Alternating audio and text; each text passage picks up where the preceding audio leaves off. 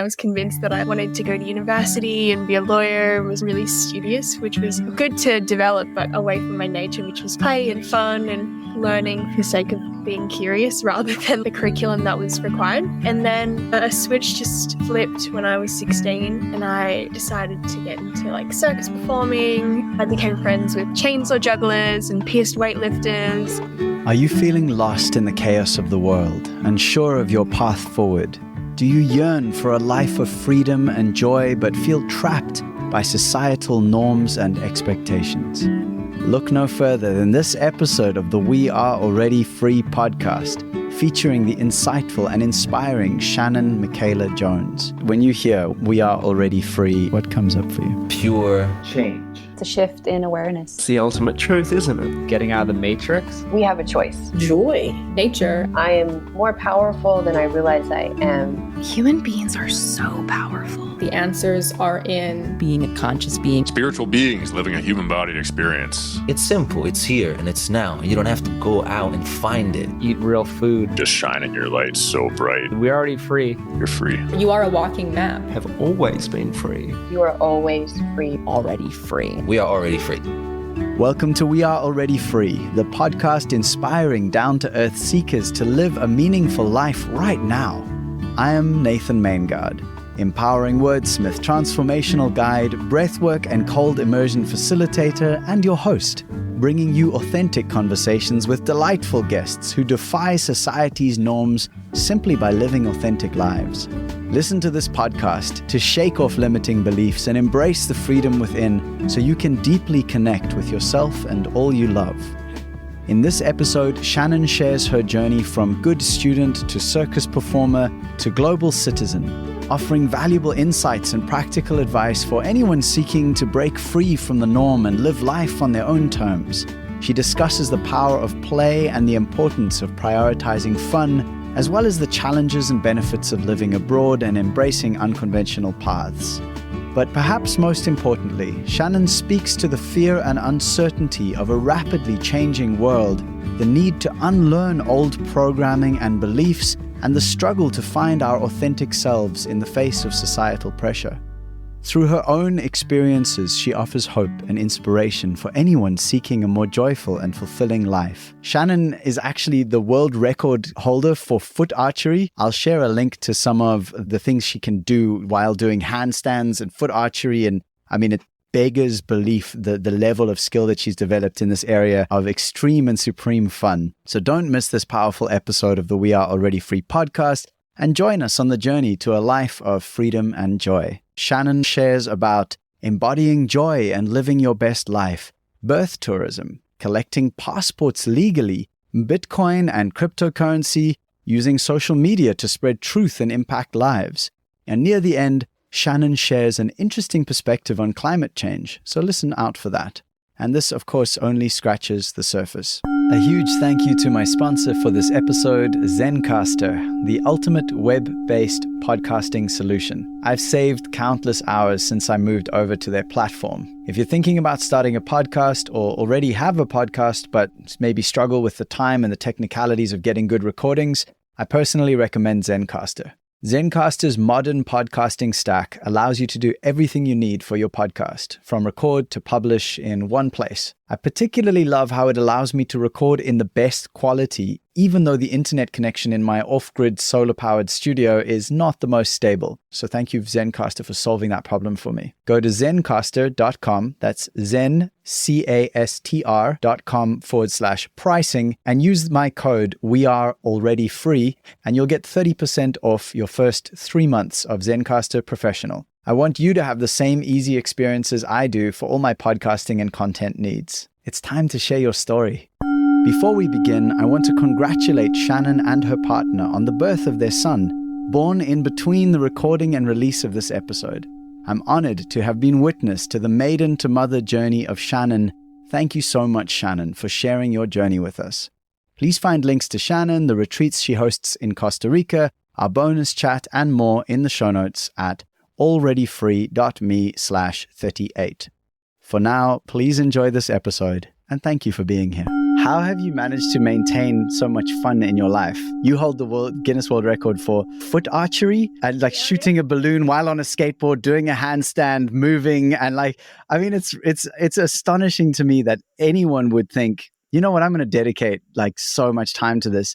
And I say that with utmost admiration. So like, how have you prioritized so much fun in your life, and what has it taken for you to do that? Yeah, great question. It's certainly been a long journey.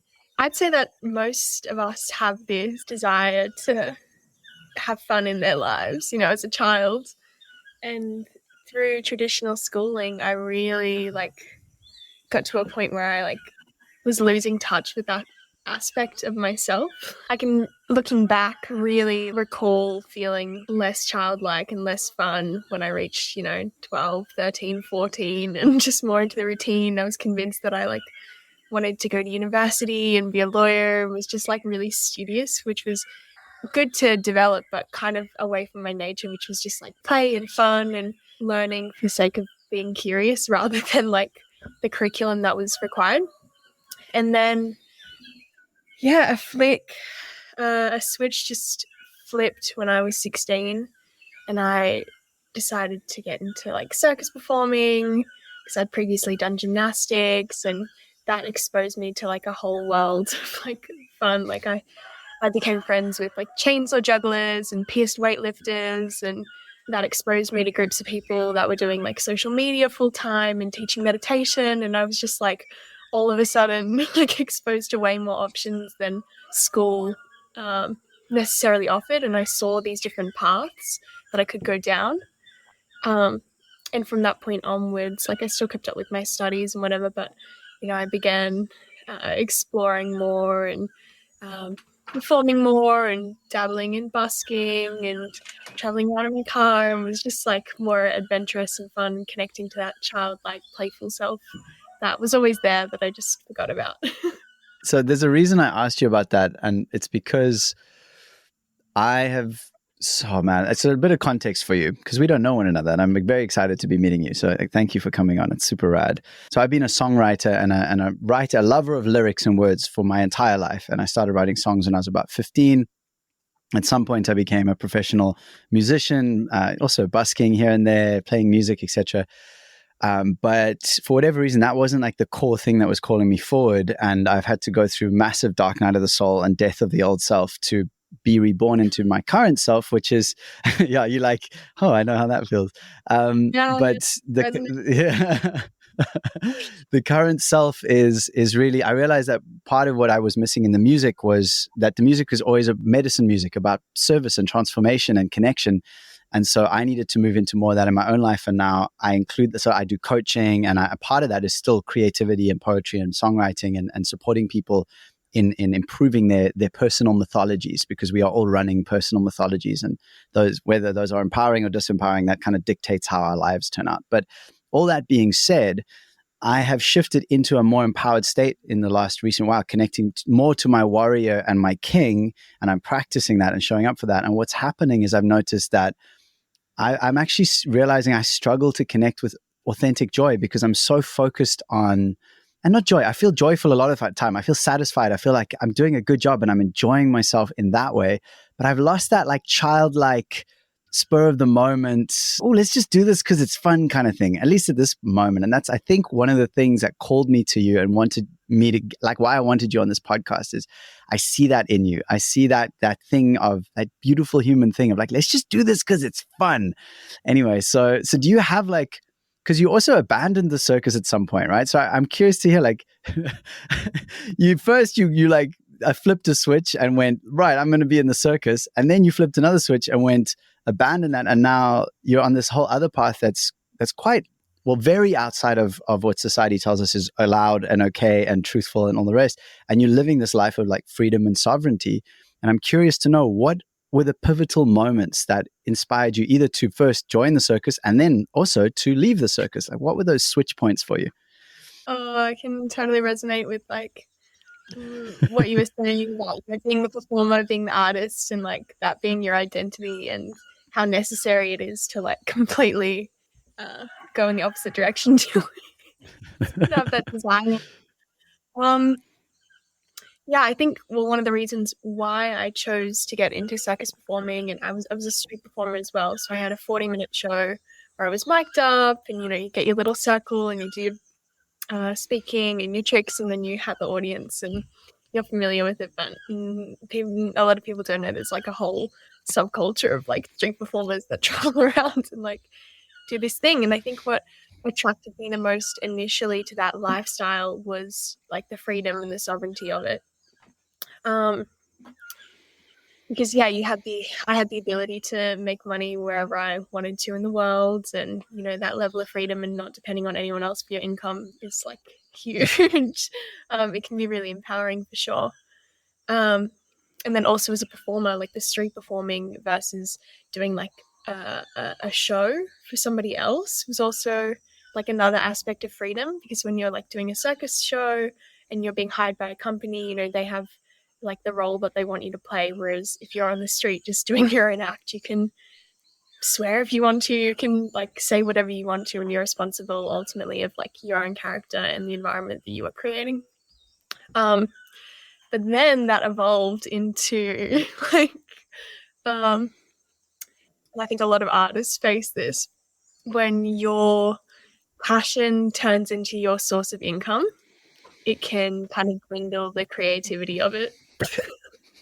It's so brutal. And then I realized like my whole identity was like about the things that I could do and not so much about the things that I felt to be true in my heart and the things that I wanted to say. And then so I was already kind of having those realizations, and my dad he's really into music, but it's always been a hobby throughout his life, and he just would always make fun of me and say, I've got more freedom with my art than you do, because he doesn't have any attachment to money making with it. So that got me thinking.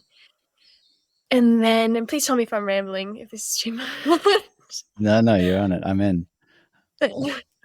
And then the pandemic happened, and the whole arts industry was like absolutely destroyed. There was like no foresight of when things would return, and you had to be vaccinated in order to like do shows when they did return. And I was just in a little bit of a muck. I didn't know, like I dedicated like 6 years of my life to doing this thing that was no longer like an essential service. And I was so confused. I didn't know what I was going to do from that point onwards. And I was like a receptionist for a while, and then I worked at like an ice cream shop and just like completely reskilled, went into hospitality basically when things returned, which then led me to posting on TikTok like my circus skills.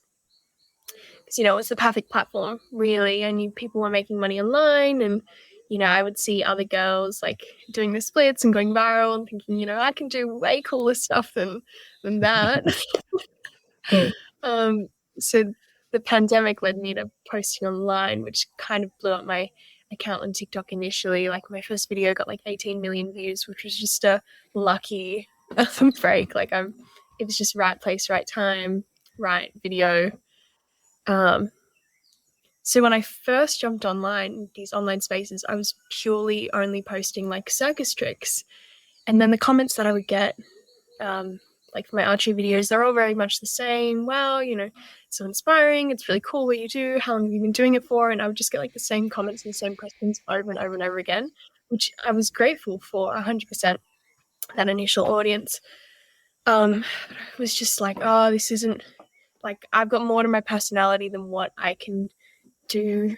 I'm more than just like the tricks that I've developed and the skills that I've learned. And then that led me to kind of drifting a little bit away from posting so much of the circus stuff online, and instead being really selective with it, and instead, sharing a bit more of like my beliefs and the reconnecting with the freedom and the sovereignty, which has always been there along this journey, and kind of doing a little bit more with the impact and the reach that I have in my online communities than just like, look at me, look at this like trick that I can do.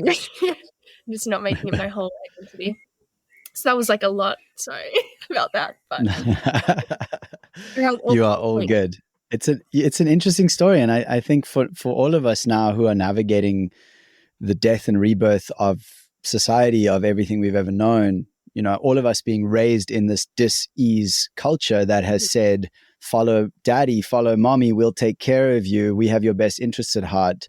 Meanwhile, it's left so many of us disenfranchised and sick, and like feeling like there has to be more to life. So I appreciate your story, and I invite you to just enjoy telling it, because it's beautiful. And I know that someone is listening right now and going, holy shit, like this is exactly what I needed to hear today. Interesting you talk about, like, I think it's such a good way to get information out. It's almost like you memed yourself, you know, you created, because of this unique skill that you have, you created content that like tells a massive story. Like there's a very particular story to seeing someone doing a handstand on a moving skateboard, shooting a fucking bow with their feet. Like that is not it's not something so I could ever just scroll past and be like, whatever. It's like, what the fuck am I seeing? This is ridiculous. This is amazing. And so then taking that, like my friend Roman, Ricardo, he does this, he calls himself an artivist, and he's a very, very good songwriter, and he's been writing songs about personal power and about spirituality and connection and like showing up and sovereignty. He's been doing that for years. And when the pandemic or the lockdown specifically hit, he started writing these like 1 minute snippet songs about, like one song was, why are we still listening to Bill Gates? And it went viral. And it's a fucking great tune, and it's so catchy. And so then a lot of people were saying to him like, oh, you're just jumping on the bandwagon of whatever. And he's like, dude, I've been writing about this kind of stuff for years. But what he did is he realized he could use something that would just catch people, get that moment of like shock and awe. And now his message has spread so much further. He's playing beautiful shows in Portugal. He's like got a much bigger following who are now people who are now listening to a beautiful brother, and as well to you, a beautiful sister who is speaking truth to the world, to people. And so anyway, I'm just honoring you for that. So freaking claim it, own it. You're doing great. I'm into it. The internet is such a crazy, powerful place, and short form content has just like revolutionized how you're able to get the message out. And it can be so, I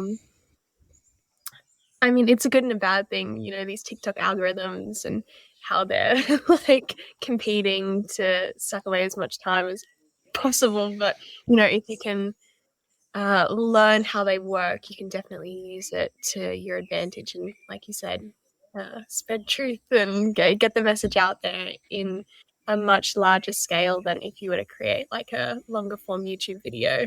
If it's like how short, how concise, how catchy can you, relay the information that you want to get out there into the world. It just feels like a bit of a game.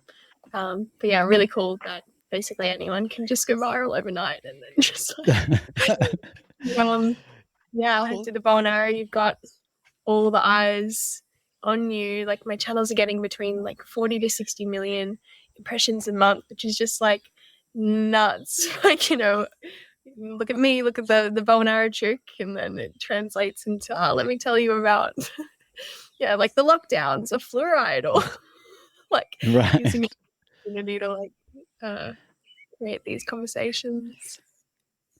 Well, let's talk about that a bit more. I mean, I'm curious because you do have this, you know, you got a massive following and you are using your influence to touch on specific topics. When you said in your intake form, I was curious to know, did you mean birth tourism or was it birth, tourism? Because you said birth tourism as one, and I'm like, is that actually birth tourism? Because if so, I really want to know what birth tourism is. And you also said health and wellness, etc. So I'd love to hear, like, I don't know, kind of what got you into exploring these areas, and how do they relate to how you want to live a sort of free and a sovereign life? Yeah, absolutely. Birth tourism is something that I've really been delving into since falling pregnant. I'm 35 weeks now at the moment, so yeah, definitely the time is nearing. The portal is right in front of my eyes. I guess over the past few years, this concept of being a global citizen has really emerged. Because of various reasons, you know, the pandemic, the lockdowns, like people wanting to escape, but not necessarily like being able to leave their home country. So, and there's also a thing called flag theory where, you know, at the moment, most people have like their business, their investments, their residency, their citizenships, like all in one country, which can kind of be a negative thing if you're at the mercy of just like one jurisdiction, sorry. Well, this idea of like collecting passports and setting up bases around the world is like an avenue to freedom and sovereignty to some degree, because travel freedom does equal personal freedom. Previously, I thought that was only like an opportunity for the wealthy. There are countries where you can gain citizenship and get an extra passport, but they require like a $150,000 investment into the country's real estate, and that's like per person. So it seemed like this massive barrier to entry to get started on that journey of collecting passports. Or, maybe like your parents are like British citizens and then their citizenship can pass down, but, you can't really control that. It's just like a luck of the draw. And then I started researching into birth tourism, which is another form of immigration. And the term it falls under is just soli, which means that if you have a child born on the soil, they become essentially a citizen of that country. And then by that route, the parents are citizens by descent. So there are like 31 countries in the world currently that offer birthright citizenship, this form of immigration. There are some first world people don't really like these terms, but it's like America, Canada, and then some more developing countries like El Salvador, Costa Rica, Brazil in between, So yeah, you essentially travel abroad, give birth to the baby, they become a citizen, and then the parents become automatic residents with a pathway to citizenship. You're essentially collecting a passport, and it is a form of investment, form of immigration. Yeah. You have officially just blown my mind. That's fucking crazy. That's so cool. That's great to know about. I'm going to look more into that. What a trip. Yeah. I'm writing a little informational product about it at the moment. So in a few months' time, that'll be ready, and I'll be able to share more, because there's really not that much information online about it, and like the reality of the situation isn't all. Sometimes the information online is not as accurate, so it's hard to like do the research and find the resources to like commit to doing something like moving across the globe for a passport. But yeah, it's certainly something to consider if you are pregnant or if you're family. Yeah. I mean, thank you for sharing that. And it's interesting, while you were speaking, I thought of one of the sort of, I don't know what to call this, but it's almost like ancestral missing. Like I miss things that I've never experienced. And one of those things is that I know my ancestors were nomadic, and that I would have been in a tribe where we followed a certain route or routes every year that was seasonal, that followed like, when's the food going to be best on the coastline? When's the weather going to be nice? And we didn't need to own anything. I know this is, in my case, many thousands of years ago. I don't know when my family would have been doing that, but I miss that. And that's part of what I enjoyed about being a traveler. And then within the context of our current societal sort of consciousness, it's like travel itself is quite extractive.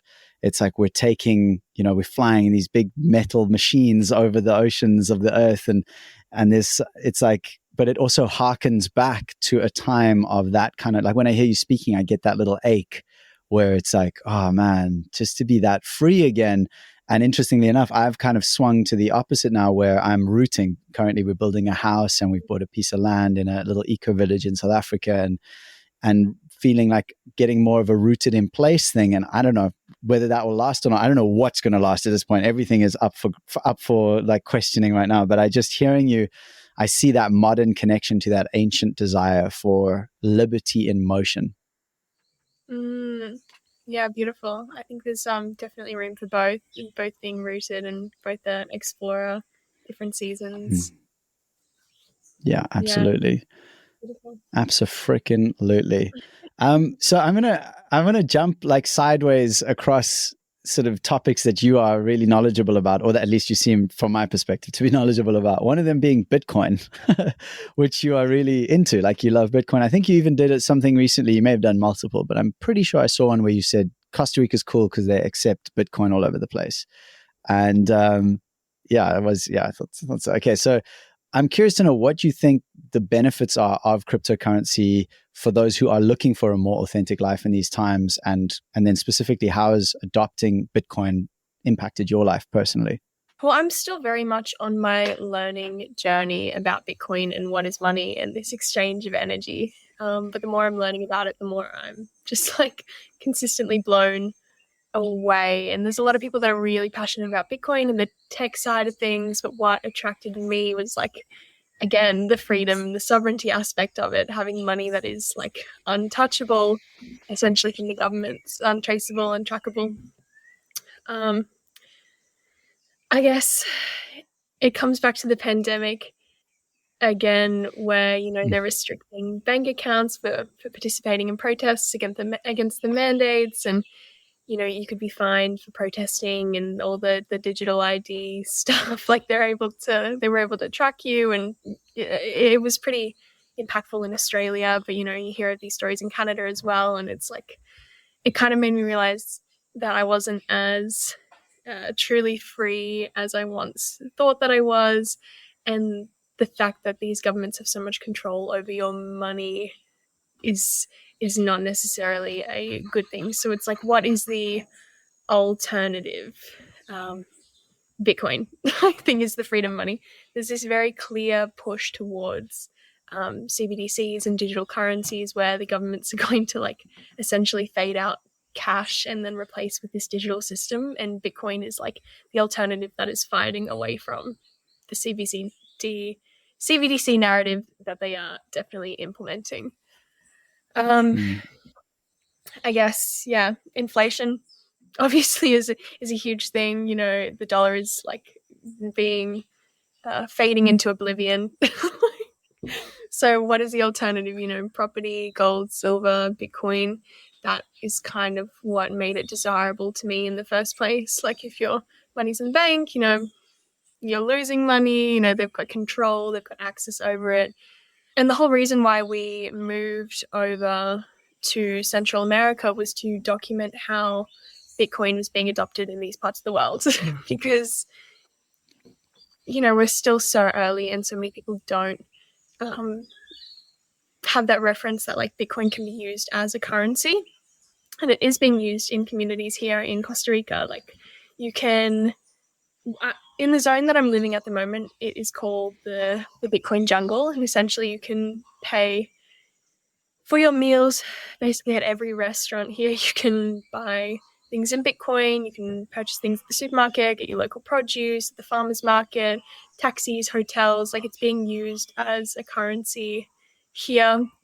In El Salvador, they've made it legal tender, so it's like a legal currency there as well, and the same thing is happening. And, you know, we think it's really interesting to come to these places and seeing how it's practically being used and bringing power and freedom back to these communities.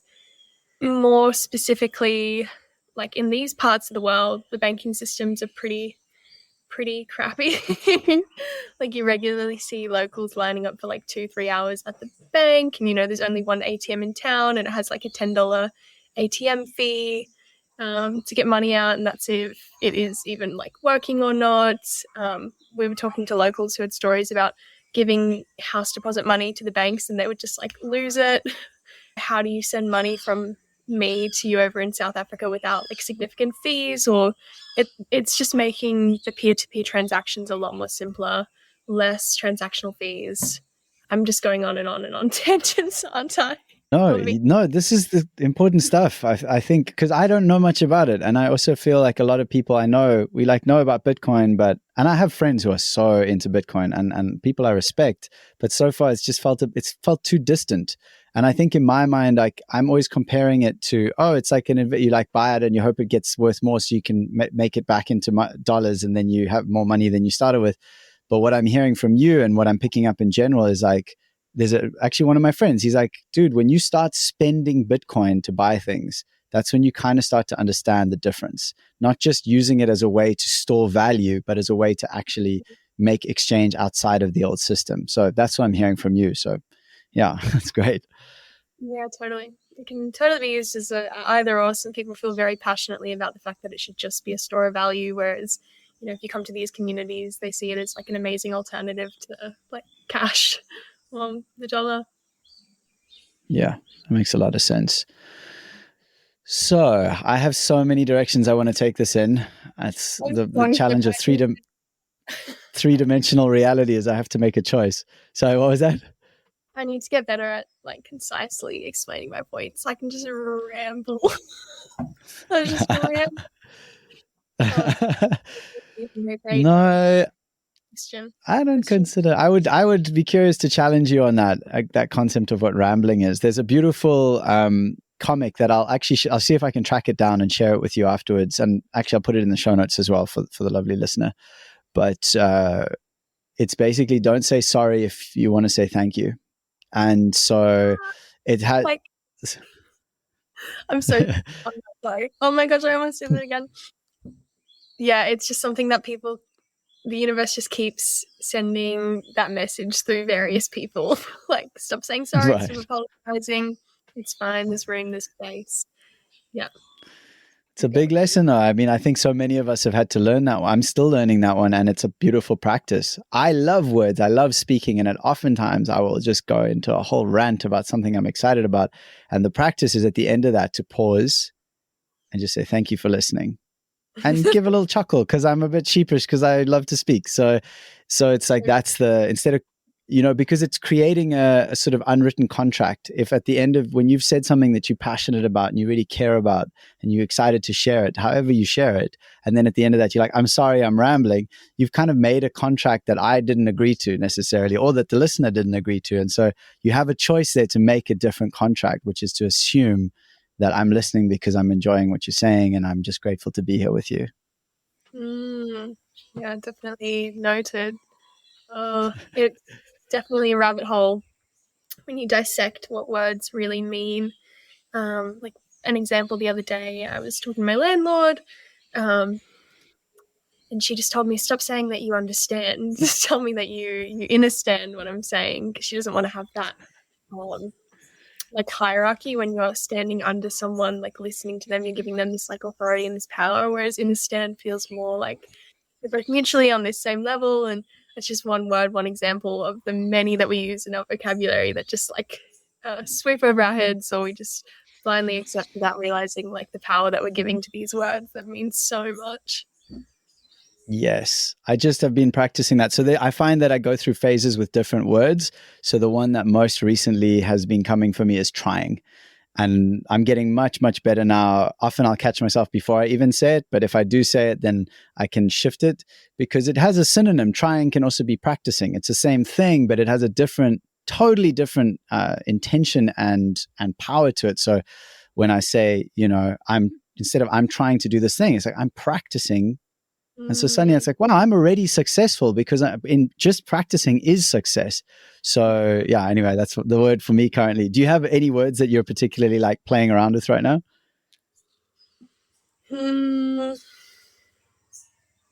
Not at the moment. I think it was just the other day that she mentioned the understand ones. That's something that I'm trying to break the habit of. And then the please and the thank you is please, thank you. The apologizing excessively is something that I'm working on currently. Yeah. And what do you think that apologizing, do you have a sense of what that's connected to for you? What do you feel like you're apologizing for? I think I'm just trying to practice taking up space and allowing myself the time to say what it is that I need to say. And I think it's just developed from habit or some kind of people pleaser tendency that gets drilled into you through like the schooling system or some kind of competitive sport or something.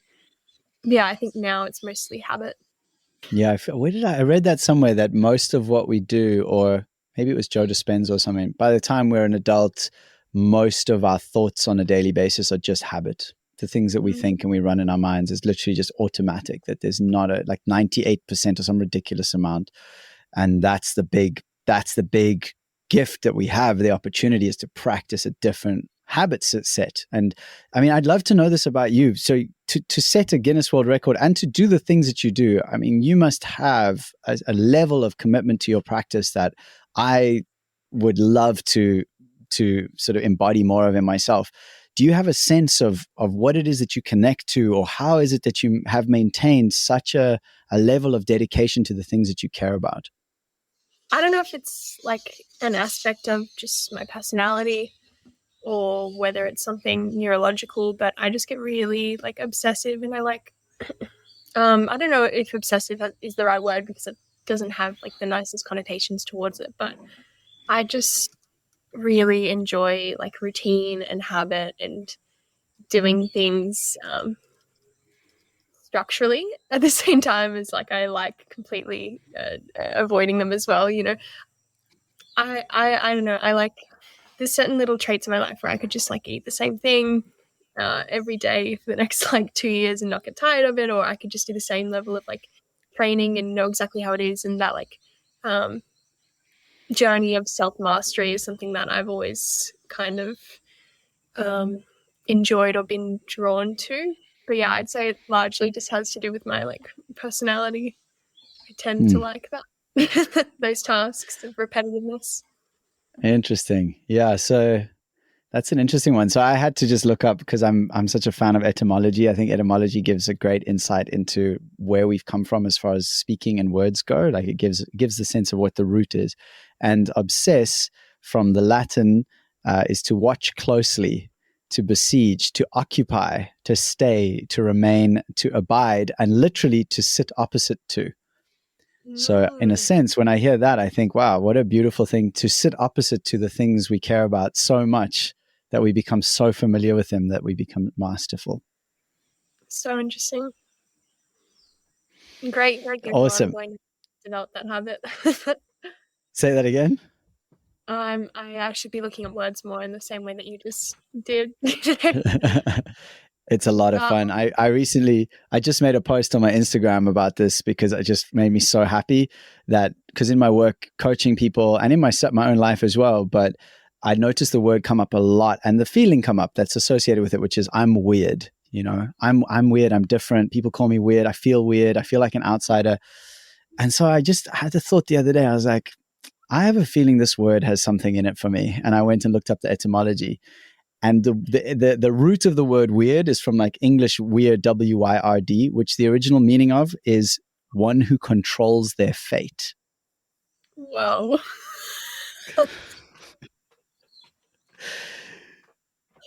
Right. Wow. Good one. Oh.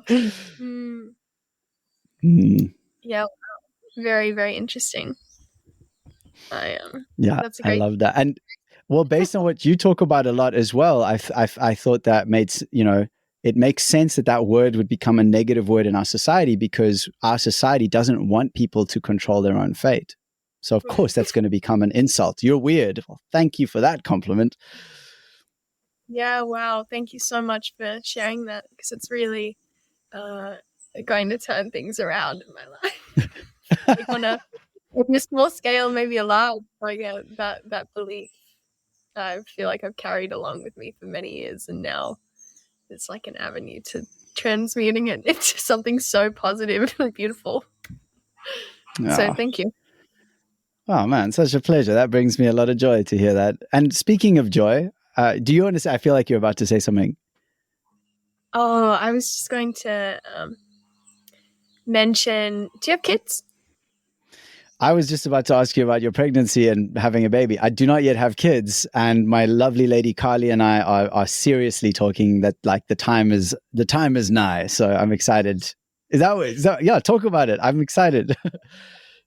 It just made me think when you were talking about how referencing Joe Dispenza and how 98% of our beliefs are habit, and this transition from maiden to mother and falling pregnant has like completely shifted my world upside down, and I'm realizing how much unlearning needs to be done. Not learning about birth and learning about childhood and learning about raising children, but like unlearning of my own programming. And it's like the perfect I think children and bringing life into this world is like the opportunity to do that, because we go so many years of like programming and then bring life into this world, and then the unprogramming begins, and it's just like never ending. So I just wanted to mention that.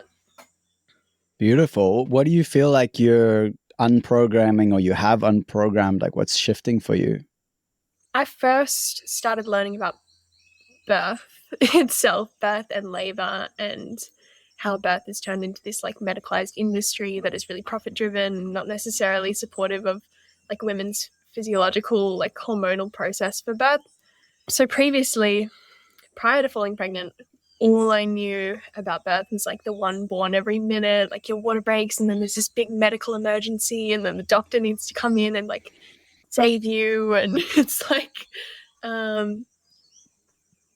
turned into this process of really understanding that like birth is actually a non-medical event. Birth has been in the care of midwives and women, and we are so programmed. And I had this personal belief to think that like in order to have a safe birth or a birth in general, I needed to like give my power away to an external resource, whereas it all comes, like we have the ability to birth in our DNA and we've been doing it for thousands of years, and that was like the start of the journey, reframing how I saw birth and labor and pregnancy. And then it phased into like, what am I going to be modeling like with my children? Like what have I picked up from my childhood and what am I going to repeat? What like subconscious behaviors am I like passing down, and like how intentional can I be with like raising this little human, because inevitably you're going to pass down all that you are to this person who's watching so eagerly. So yeah, it's like my whole world is like the walls are being shattered. You're talking about language, the word when doctors say I delivered a baby. It's like, no, you didn't. Yeah, it's not one. Yeah, that's beautiful. I feel like I've avoided manhood, as I've avoided being a man for a lot of my adult life. I mean, I'm 39 now, and I spent most of my 20s. I started the practice of turning around back towards myself in my mid-20s, and it was been an on-off journey ever since. But I really feel like in these last few years, having met Kylie and having deepened into commitment and into choosing my life, being like, no one else is responsible for the shit or the beauty that is unfolding. I'm the one who gets to dictate. Am I being a king or am I being a victim? And so, I just really feel like children, or the opportunity to have a child, is like the next level piece. And one of my dear friends, James, who lives in the area, they've got a beautiful son. I just love him so much. He's an epic little dude.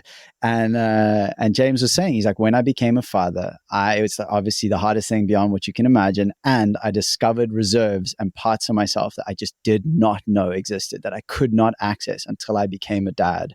And so, when I'm hearing you speak, I'm hearing that you are currently, as you say, in that transformation from maiden to mother, and having to let go of a lot of old stuff. And what a blessing it is to have your priorities change and to go through that transformation and take radical responsibility over your entire life and your family and your being and your community. And that is freedom. There's this narrative that gets played that like transitioning into this phase of life is like a lack of freedom or a loss of freedom, but I think it's quite the opposite. Yeah, this leads me into the final question I'd love to ask you, which is, when you hear the words, we are already free, what comes up for you? We are already free. It is our birthright. And I think you can access that level of freedom without going anywhere, just through the power of your mind and meditation and distancing and detaching from the beliefs and the programs that you have ingrained within your being. I also acknowledge that the systems and the environment that we're in aren't necessarily supportive of our freedom. So we are already free. I think it's a bit of the mental and the physical.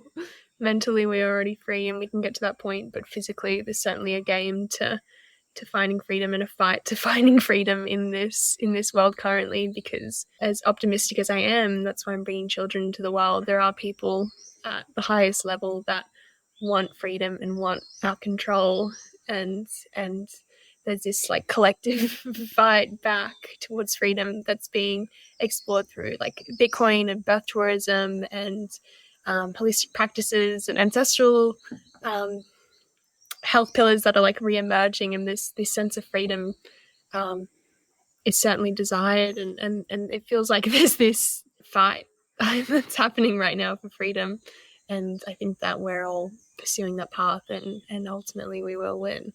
But it does feel a bit in limbo at the moment. Does that make sense? Am I being a bit wishy-washy? Yeah, I hear you. I mean, I think that's part of the game, is that we can't know that the outcome is going to be what it's going to be. Like we are facing the potential, I think the end of freedom, because we have to face that to be really faced with. It's like I realized recently that, you know, beautiful visions of the future are very attractive and motivating. Like, oh yeah, I want to live in a beautiful world. But what really gets humans to take action is feeling the pain, is actually becoming fully aware of how much pain we are in right now. And I think it's getting harder and harder to ignore that pain. And so that is then the invitation. And part of that pain is we may not ever, this is a serious thing. We may be the slaves to the machine, the top-down control 100% within the next 10 years, you know, like that could happen. And so there is a beautiful invitation to be already free now, because it's time to stop waiting around for that, whatever the outcome ends up being. So that's what I get from what I'm hearing you say. Totally. I think it was really confronting to face like the collective amnesia that happened after the pandemic and after the lockdowns were lifted, and how quickly people were to like move on from things. Meanwhile, like this extreme surveillance and censorship was like implemented while that big distraction was going on. And we can, you know, meditate and find peace within our own being, and, you know, create alternative communities and like find freedom in those ways. But unless we like activate this like warrior spirit and fight back, like you don't just want to be sitting in meditation as they go down this path. So yeah, it's good to hear that a lot of people are, I hate the term, you know, waking up, but, you know, more and more people are becoming aware of this and seeking alternative communities aside from like what the mainstream and the narrative and the ploys that they are implementing at the moment. So yeah, resonate with all that you're saying. The change is near, the change is coming. I feel it. Many people feel it, and power on. Power on. That just made me think of the Power Rangers for some reason. They didn't say power on, I don't think. I can't remember what they said anyway. But so I just had a guest on a few episodes ago, Dougal Hine, and he's written a book called At Work in the Ruins. And he's comes from a lifetime of being an environmentalist. He's one of the people, he was involved in Extinction Rebellion, things like that. And his whole thing now is like, it's time to stop talking about climate change and actually acknowledge that we are at the end of a world, at the end of a society. Like the things are ending, and how do we find meaning in the ruins of what was? And I think it's a powerful and beautiful thing to acknowledge that there's no escaping. We can't go far enough to get away from the pollution. For example, he used an example, which is a sad one, but this is good. It's like, we got to start having this feeling of intensity around it, I think. Where he's like, these whales, this one community that lives in some far place that's, you know, they protected these people, and they actually hunt whales for their livelihood, for their lives, for their food. It's been their traditional way. And the whales can't really eat them anymore because their flesh is becoming toxic. And the guy was like, someone was speaking about it, and a man said, the whales are not toxic. The nature has become toxic. The nature is poisoned. The ocean is poisoned. And this is a hard thing to acknowledge, but we have done this as a society, as a collective. And when we like take this then into quantum physics and how we're all the self-reflecting itself, the power that seems to exist for me in this moment is that you as an individual, me as an individual, and each of us who's listening to this, we can meet that poisonous part of ourselves, and we can become friends with that and come into relationship with that and transmute that, as all good alchemists do. And that's where the real transformation happens, because there's no escaping ourselves. And so, I don't know, I felt like I was rambling a little there, but I'm curious to hear what you think about that. Yeah, I think the climate change one is an interesting topic for sure. Like, there's no doubt that we are, polluting the earth and causing disruption in these natural environments. But I also think that it can be used as a tool to like keep us in a state of fear, and ultimately, you know, when not, like, the human race could completely die out and the earth will still thrive and continue on without us, you know.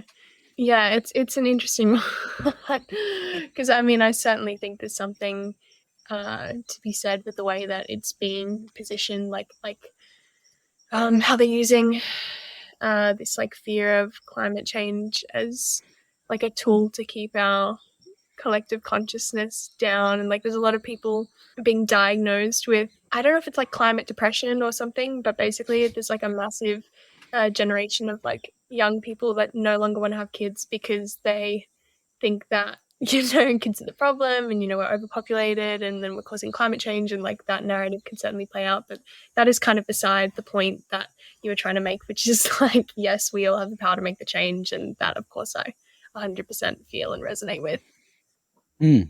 No, it's a good. I think the words climate change is like with anything, it can become loaded. I think the empowerment it's obvious to me. I don't need to wonder if me and my people are having a negative impact overall on the environment around us right now.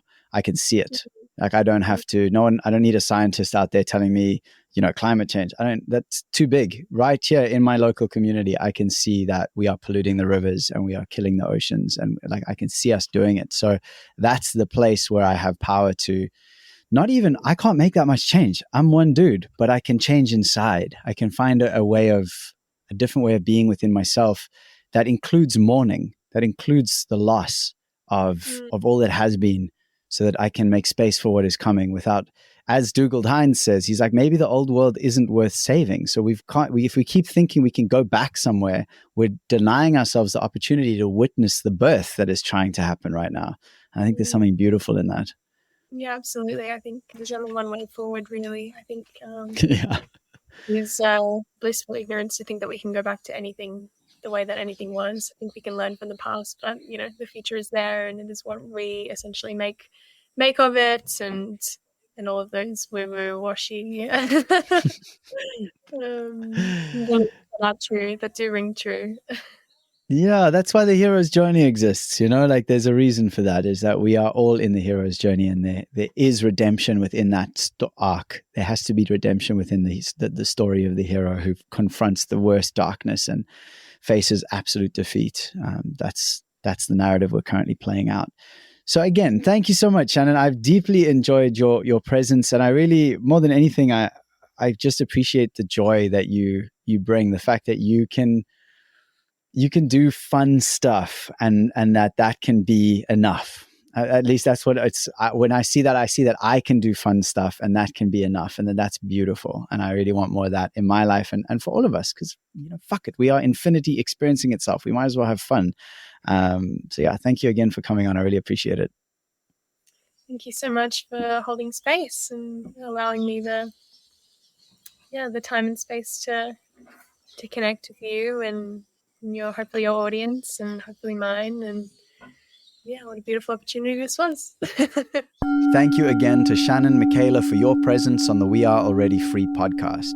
You can find links to Shannen, information on the retreats she hosts in Costa Rica, and many of the things we talk about at alreadyfree.me/38. That's also where you'll find a link to the Patreon, where you can access bonus conversations with guests, get a personal shout out on the podcast, and many other lovely perks.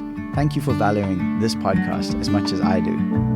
In this episode, we covered prioritizing fun, birth tourism, Bitcoin, sovereignty, and much more. I hope you enjoyed it as much as I did, and please be sure to share. Thank you for being here with me, dear listener. I love being me with you, and together we are remembering that we are already free.